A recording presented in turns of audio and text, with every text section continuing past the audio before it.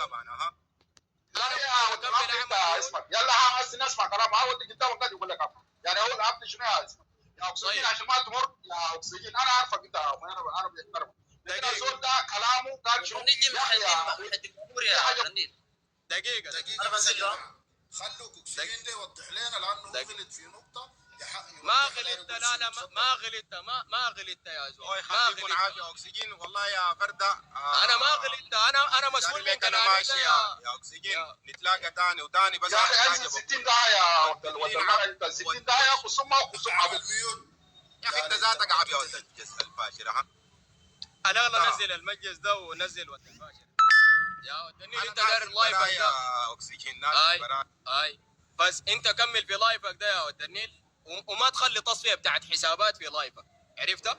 لانه غدر ال 900 نفر اللي بيحضروك ديل يعني الداير ينبس خليه يمشي يفتح لايفه يا ولد النيل تمام. لكن لما زول يجينا يمرر كلام مضطر انا ارد له. انا من اولاد مررت كلام دقيقه. انا داير ارد لك في النقطه دي. انا ما من الناس اللي بيتحربوا. انا من الجزيره من غرب المناقل من ريف الجاموسي تمام. من ريف الجاموسي انا ذاتي من الجزيره يعني تمام.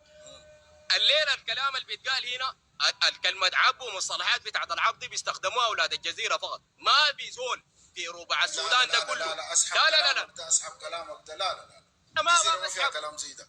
لا تسحبه يا زول. ما بتسحبه. ما في كلام زي ده يا زول.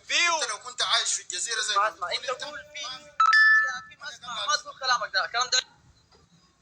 فاتني دقيقه بس.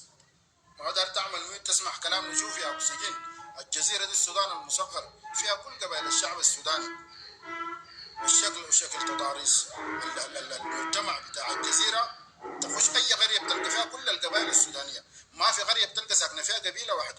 امسك الجزيره دي محليه رئاسه ولايه رئاسه ولايه بتلقى فيها كل القبائل. الناس دي عايشين ومتصارين واكثر مجتمع مش سامح مجتمع الجزيره.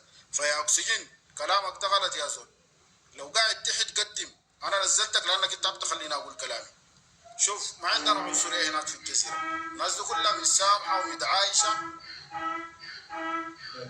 في اي حاجه في الفرح في الكره في اي شيء. فكلامك ده مرفوض تماما في لسان الجزيره يا اكسجين. لو انت قلت صح